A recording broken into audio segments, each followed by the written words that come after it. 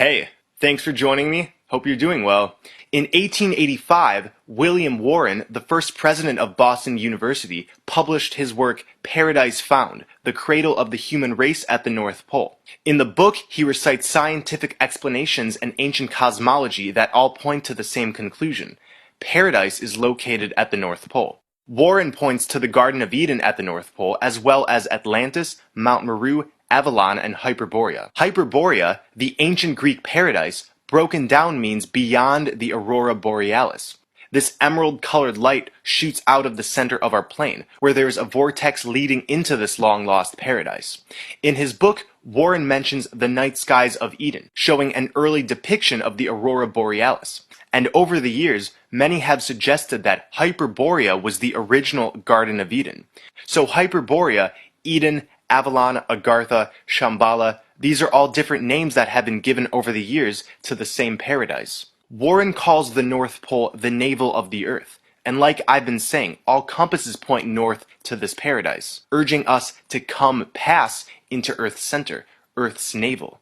He discusses the tree of life and its relation to this paradise. According to Genesis, at the center of the Garden of Eden stood a majestic tree.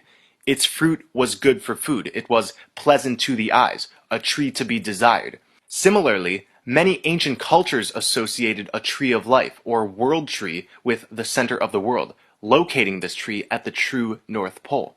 The world tree is typically said to be a massive tree, extending high above the clouds with its roots deep in the underworld.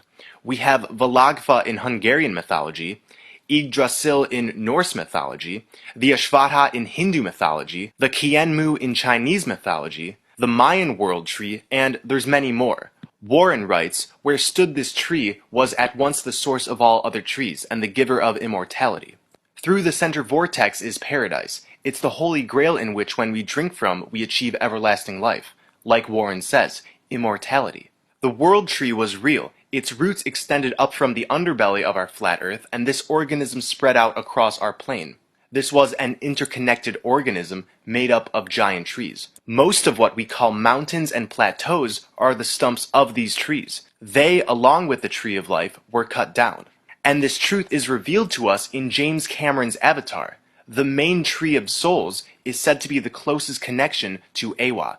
Awa in Avatar is the guiding force and deity of Pandora. The natives believe that Awa acts to keep the ecosystem of Pandora in perfect equilibrium, but the tree of souls which connects to this deity is cut down, just like our tree of life was. Awa refers to our connection with Mother Earth, Gaia, the divine feminine goddess.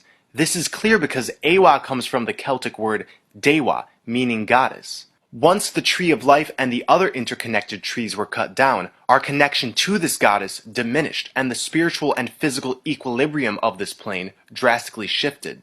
Both sides of flat Earth used to be paradise, but by cutting down this tree, and therefore our ties with the Divine Mother, along with many other events that occurred around the same time period, this side of our flat Earth became a cradle for archonic and reptilian influence. This majestic organism isn't dead, however. It is still well and alive past the center vortex. Warren writes, "Every indication points us to the northern pole. It was in Arin Vej, the Persian Eden." He claims in Arin Vej there was said to be a sacred mountain. This is Mount Meru. Like I said, mountains are giant tree stumps, so Mount Meru, the magnetic mountain which is depicted all throughout ancient cosmology, is actually what's left of the Tree of Life. In this map made by the 14th century explorer Gerhard Mercator, there is an iron mountain at the middle called Mount Rups Nigra, at the North Pole, with 4 rivers extending outwards. The tides on flat Earth are not caused by the moon, but by these 4 rivers that diverge from Mount Meru. They breathe in and out, causing the tides. Eden was also said to have 4 rivers, and a river went out of Eden to water the garden, and from thence it was parted, and became 4 heads. Mercator described the island in a 1577 letter to John Dee. In the midst of the 4 countries is a whirlpool, in which there empty these 4 indrawing seas which divide the north. Right under the pole there lies a bare rock in the midst of the sea. Its circumference is almost 33 French miles, and it is all of magnetic stone. In his 1904 Manual of Tides, Dr. Roland A. Harris gathered evidence from tidal patterns and sightings by European